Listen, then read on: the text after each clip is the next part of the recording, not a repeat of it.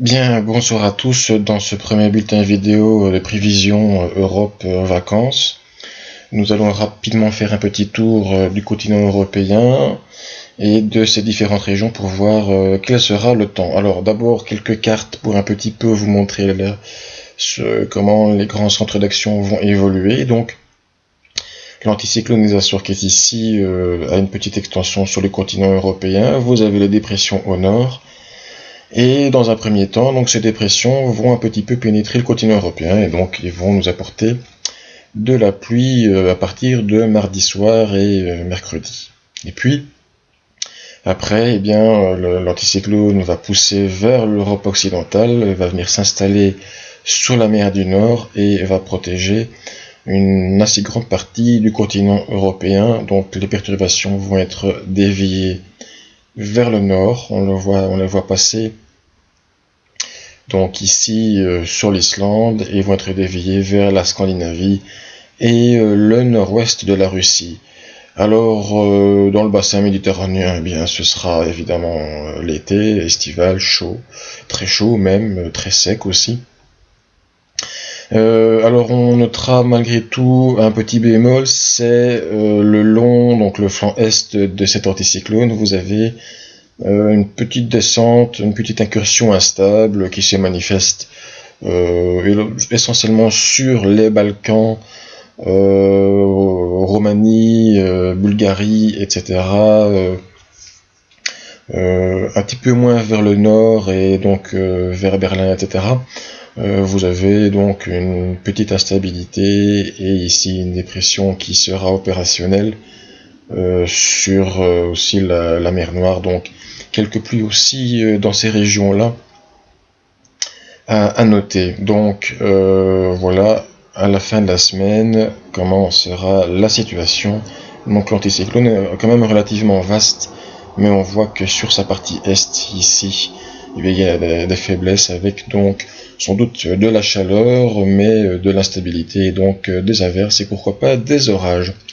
Sur les diagrammes des différentes villes que nous pourrions avoir, Aberdeen par exemple en Écosse, eh bien donc connaîtra un temps en dents de scie, comme vous pouvez constater les températures, mais un temps relativement sec malgré tout, surtout pour le climat écossais.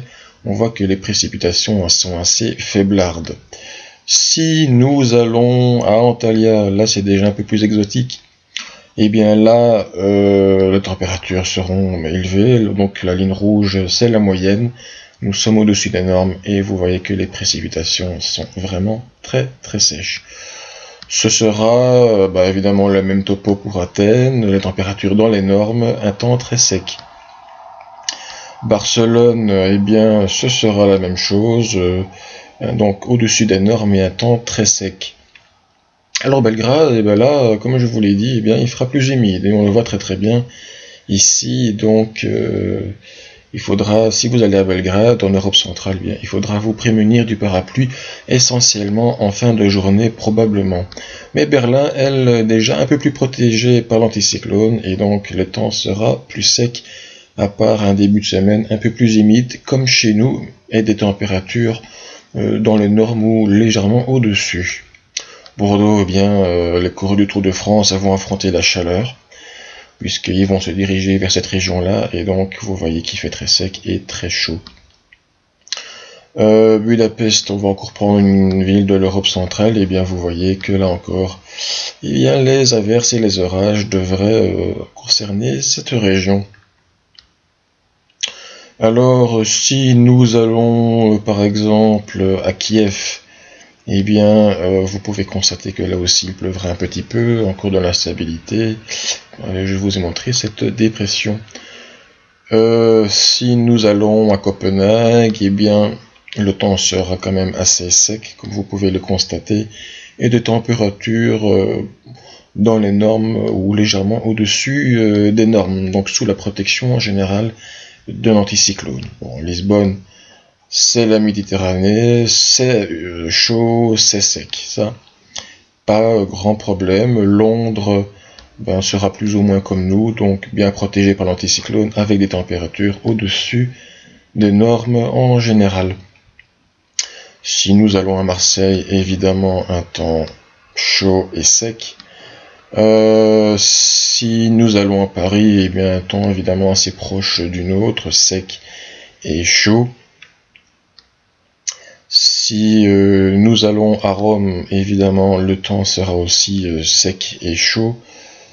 Et si nous allons à Prague, là, quelques averses seront possibles, mais nous serons plus éloignés de la stabilité balkanique. Si nous allons à Sofia, là, il y aura des averses dans le courant de la semaine, souvent en fin de journée. Si nous allons à Saint-Pétersbourg, eh bien, un petit peu d'humidité, donc les perturbations qui défileront autour de l'anticyclone pourraient affecter cette région-là. Et donc, pour terminer, eh bien, nous avons Varsovie qui, elle, serait un petit peu humide, donc en marge de l'anticyclone, et Vienne pourrait aussi avoir éventuellement quelques averses. Voilà donc pour ce premier bulletin Vacances Europe. À la semaine prochaine.